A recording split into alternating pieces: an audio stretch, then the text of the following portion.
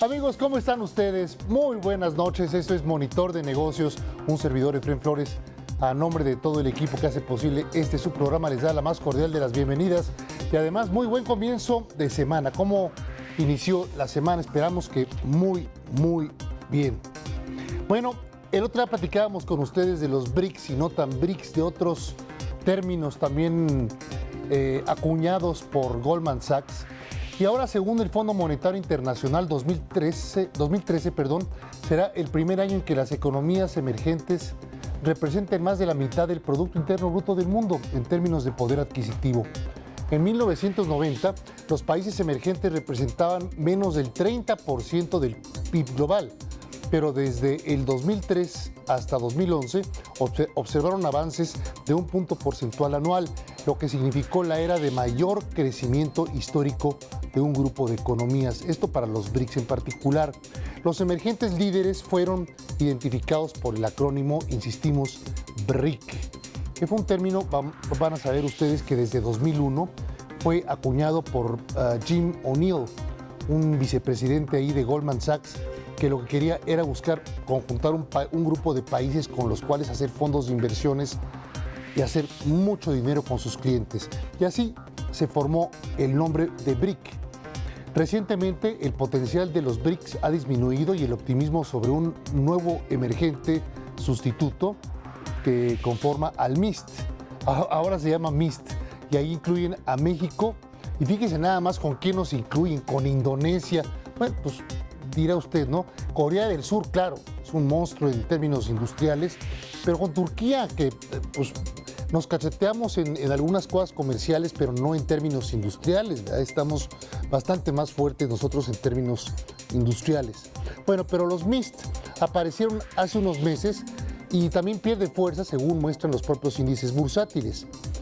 Existen varias razones para pensar que no tendrán, ahí van a ver ustedes una gráfica donde se darán cuenta de lo que son los MISTs y lo que son los BRICS y la importancia de los emergentes dentro del Producto Interno Bruto, que realmente llegaron a su máximo como paquetes de los que estaban conformando los señores de Goldman Sachs, pues ya llegaron a su máximo, ¿no?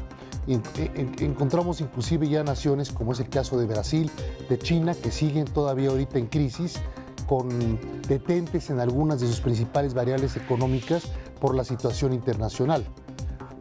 Y existen elementos para pensar que no tendrán el impacto económico mundial, digamos, a la misma escala que lo tuvo el BRIC en su momento.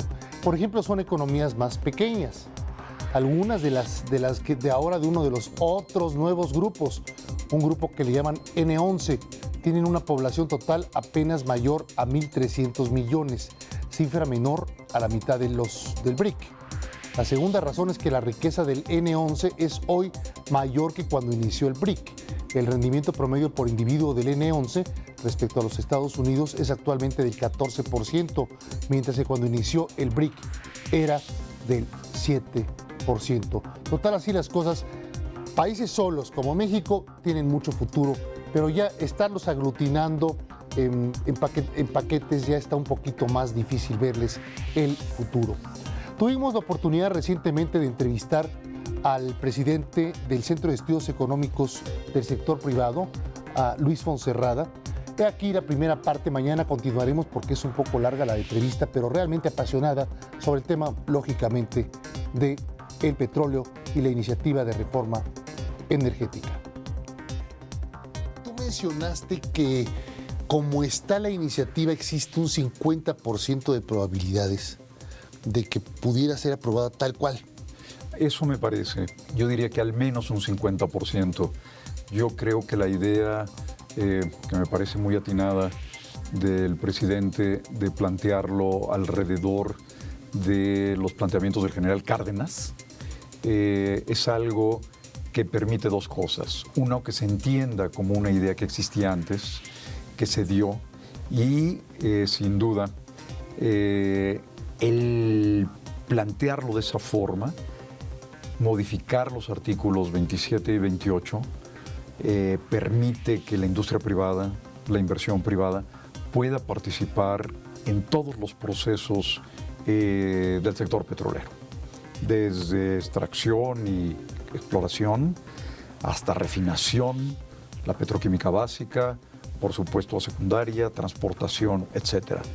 Todo a través de este esquema ya considerado, pues desde hace, ¿qué es? 75 años. Fíjate.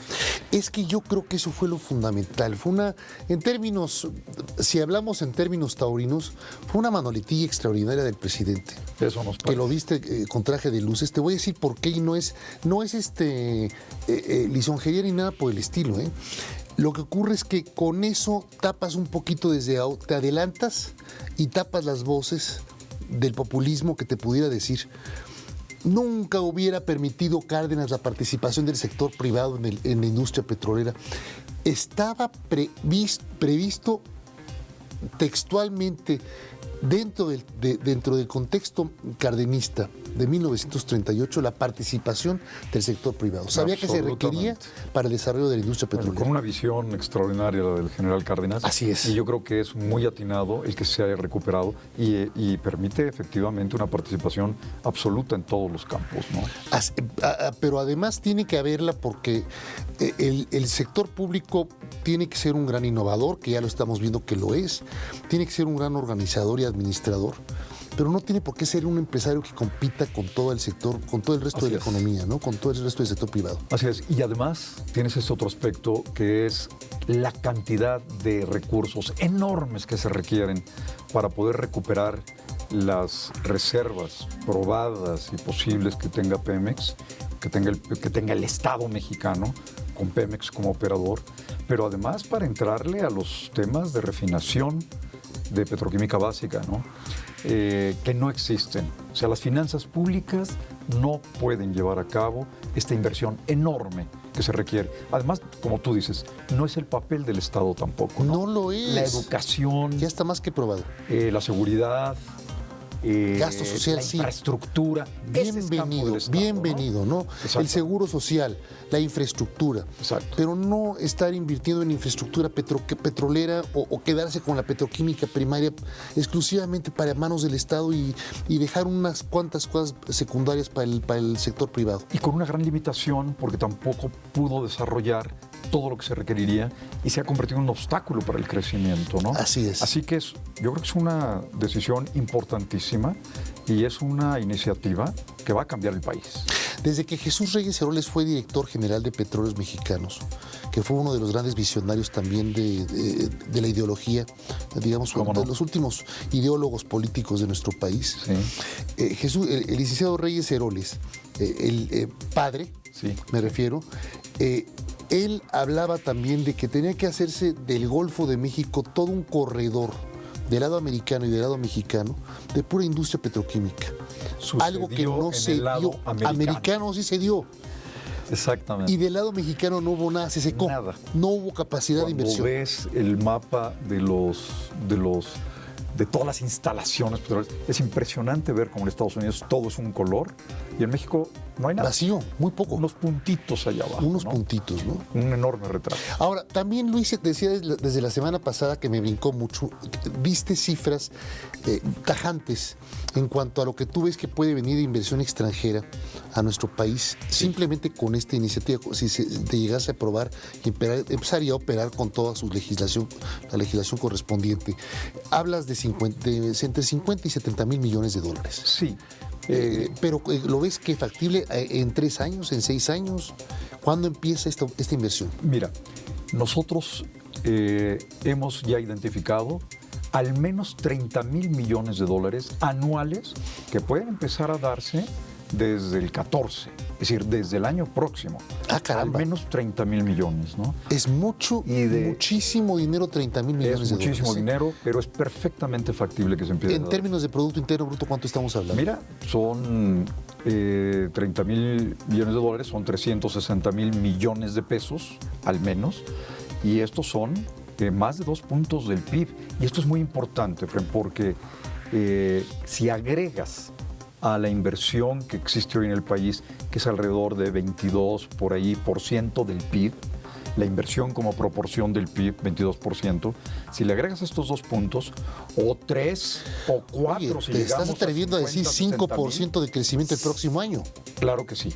No sé si en el 14 ya, pero en el 15 y en el 16 yo creo que no hay duda de que esto puede suceder. Exactamente. Esos son los puntos en los que necesitamos llegar para crear el más de 1 millón de empleos que te permita romper las trabas en las que estamos ahorita viviendo y que no hemos dejado de padecer los últimos 25 años. Esto que estás diciendo es el tema fundamental, ¿no?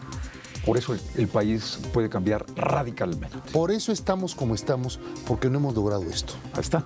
Entonces, con una inversión que rebase el 25% del PIB, que está en 26, 27% del PIB, que es la inversión que tiene, por ejemplo, Corea del Sur.